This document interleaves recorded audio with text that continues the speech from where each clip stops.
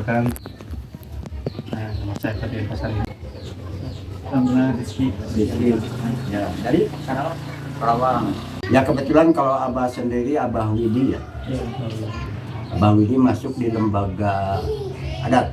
Karena Cirende ada 2 lembaga. Ada lembaga pemerintahan, karenanya udah masuk kota, bahkan di tengah-tengah kota. Ada Pak RW-nya, ada Pak RT-nya. Kebetulan Abah masuk di lembaga adat. Di lembaga adat itu ada yang namanya tokoh atau sesepuh. Ada Ais Pangampi, kebetulan Abah sendiri masuk di Ais Pangampi atau wakil dari sesepuh. Mulai dari sejarah, bagaimana sejarah terbentuknya kampung adat ini? Bicaranya kampung Cirende aja ya? Iya, kampung Cirende. Kampung Cirende kebetulan di dalamnya ada warga adat. Itu bukan waktu yang sebentar. Kebetulan Abah bukan pelaku sejarah. Kebetulan Abah mungkin penikmat sejarah, penjaga sejarah, dan penerus sejarah. Baru sebentar lah Cirende, baru di abad ke-16 itu sudah ada. Sekarang abad 21. Berarti sekitar 500 tahun ke belakang itu sudah sepukan. Tetap menjaga alamnya, tradisinya, ritualnya. Dan karena kalau di Sunda itu lebih ke memberikan ajaran, memberikan paham belas asih atau kasih sayang. Siapapun orangnya, apapun agamanya, itu Abang melihat itu. Karena Cirende sendiri di dalamnya bukan hanya adat, tidak seperti saudara Abah yang di Baduy. Kalau Baduy semuanya adat, kalau Cirende di dalamnya muslimnya banyak, adatnya banyak. Di Cirende ada yang namanya keturunan Tionghoa. Jadi kalau yang namanya diharuskan melakukan yang namanya toleransi umat beragama, Jawa Barat diwaris oleh yang kita Prabu Siliwangi yang namanya Sili Asah, Sili Asih, Sili Asuh, itu selalu lakukan. Nama kampung kan Cirende, pasti punya arti ya. Pasti. Dari mana aja kan? Orang tua dulu itu cukup pinter. Cirende itu dari 2 kata, 2 ejaan, ci dan rende. Ci-nya ngambil, orang tua itu lebih ke menitipkan sumber airnya. Karena ci itu cai. Kalau rende dulu ada pohon besar namanya rende. Tapi yang penting bukan tidak penting itu rumputnya, tapi tuntunannya atau pahamnya diambil oleh warga adat rendenya. Jadi ada cerita sarene, saigel, sabobot, saketek, sapihanean. Jadi mengajak ke gotong royongannya, kebersamaannya, persatuannya. Beberapa generasi kira-kira masyarakat di sini tinggal di kampung ini. Sekarang Abah udah generasi kelima. Abah generasi kelima sekarang. Untuk kekerabatan ya Pak ya, bagaimana sistem kekerabatan yang berlaku di kampung ini? Seperti gotong royong ya Pak? Itu mah udah pasti yang namanya gotong royong mah, yang namanya gotong royongan mah kayaknya nggak pernah luntur. Oh iya. Kalau kekerabatan ngambilnya dari apa ya? Di situ ajarannya ada yang namanya Tritangtu. Tritangtu itu ngambil dari 3 ketentuan untuk kita menjalani kehidupan. Tritangtu itu tekad, ucap, dan lampau.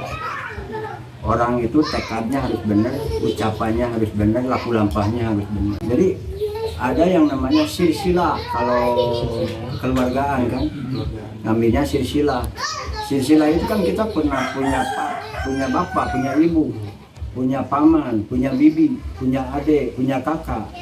Itu jangan sampai hilang, jangan sampai luntur. Jadi silsilah namanya silsilah atau kekerabatan. Tapi secara luas mungkin Abah di sini siapapun orang yang datang ke Cirende ya menjadi sebuah saudara, tidak pernah memandang yang Abah cari sampaikan agama, kepercayaan yang lainnya. Ya kalau di sini yang namanya tradisi masih dijaga.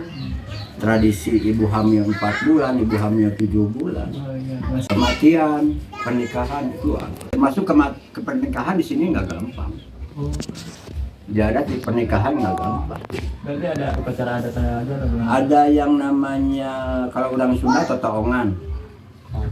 ditengok. Kalian nanti punya istri harus ditengok dulu. Apa itu istri bakal jadi seorang istri yang baik? Istri itu bakal jadi seorang ibu dari seorang anak. Istri itu bakal jadi seorang nenek dari seorang cucu. Karena cirinya boleh nikah, nggak boleh cerai. Ya ada boleh nikah dan boleh cerai. Laki-lakinya nggak boleh beristri dua, poligami. Kalau kita boleh diubah apa sanksinya? Kalau berbicara sanksi kan di sini ngambilnya hukum adat, hukum adi kodrat, hukum kepastian atau hukum ketuhanan. Nggak ada sanksi yang dipidana, yang dikucilkan nggak ada, kecuali hukum tata negara. Hukum tata negara divonis, dipidana, lalu dikucilkan. Akhirnya mereka pulang dari tahanan nggak jelas. Kalau di adat mungkin kalau ada yang melanggar aturan apa saja, mereka dipanggil. Mereka dipanggil, ditanya kenapa bisa melakukan seperti ini. Apakah kalian kurang makan, kurang ekonomi? Kita dekati, kita bantu. Itu yang karena hukum ketuhanan. Tuhan itu lebih adil. Seperti berbicara tradisi tadi, Pak, apa yang upacara adat yang masih dilaksanakan sampai sekarang? Ini event tahunan. Baliho ini event tahunan, namanya tutup tahun, ngemban tahun. Ini kalender Sunda. Kalau sekarang kalender Sunda itu baru 1958. Itu ngambilnya satu surat. Untuk tahapan pelaksanaan upacara-upacaranya gimana? Yang tentunya disiapkan segalanya, termasuk warganya, kebutuhan materialnya apa. Lalu kalau Abah di sini selalu menggelar lebih ke menjaga jati diri Jawa Barat lah. Satu apa? Bahasa. Kedua aksara. Ketiga kesenian. Itu jati di Jawa Barat. Walaupun sekarang udah di kota udah hilang, bahasanya sudah hampir nggak terdengar, menulis aksara Sundanya di kurikulumnya sudah hampir nggak ada. Kalau di sini menulis aksara Sunda diajarkan di sini di Balai Adat, anak-anak adat yang mengajarkan, jadi bukan dari dinas pendidikan dulu. Di sini anak-anak adat yang memberikan pelajaran menulis aksara Sunda sambil belajar kesenian. Gitu. Itu yang harus dijaga oleh kita kalau merasa jadi orang Jawa Barat. Itu jati diri Jawa Barat. Untuk pelaksanaan upacara adatnya, Pak, siapa aja yang berperan dalam adatnya? Kalau yang penting di situ kan harus ada sepuh, ya, tokoh. Karena sesepuh itu butuh tradisi dan ritual untuk menyampaikan apa sih tujuannya. Jadi semua kalau di acara terakhirnya kapan ini ada tiga penanggalan yang udah disakralkan sama orang tua di tanggal 1 Sura itu. Tanggal 1 Sura, tanggal 10 Sura, tanggal likur. Jadi banyak hal yang termasuk kemarin juga Abah bersyukur kemarin belum lama, baru 1 minggu lah Pak PJ. Untuk perubahan dalam pelaksanaan dari dulu sampai sekarang gimana, Pak? Apa ada perubahan? Ada, harus ada perubahan. Kalau nggak perubahan masyarakat tidak berpikir berarti. Di sini masyarakat ya banyak perubahan tentang tradisi, ritual dan sebagainya. Karena di sini kan kalau Abah tidak menolak yang namanya teknologi, pendidikan, majunya zaman itu nggak pernah. Untuk mata pencaharian dan ekonomi di sini, mata pencaharian utama bagi masyarakat kampung Cirebon. Kalau berbicara ekonomi ada sebuah pendorong karena mungkin ya lihat aja kalian rumah-rumahnya di sini. Ini perubahan ekonomi. Sudah nggak ada rumah panggung. Paling hanya satu di Balai Adat itu rumah panggung yang Abah bikinkan kemarin 2017. Ini ada perubahan ekonominya walaupun di sini petani, peternak. Ditambah dengan makanan pokoknya sehari-hari. Diawali tahun 1918. Sepuh kami menyarankan coba berhenti makan beras di tahun 1918. Untuk pelestarian budaya, Pak, apa tantangan terbesar dalam mempertahankan tradisi yang ada di kampung? Kalau Abah sekarang udah nggak ada tantangan karena intinya mah kan kembali ke kita. Sebetulnya mah kalau ciri nama bukan budaya sih. Kalau budaya itu bisa rubah. Tapi ciri nama menjaga warisan yang namanya karuhun. Sesepuh zaman dulu. Kalau budaya kan bisa rubah. Tapi kalau bentuk warisan dari leluhur mungkin rubah. Karena selalu kalau di bidang kesenian di situ ada anak-anak setiap malam Rabu belajar kesenian.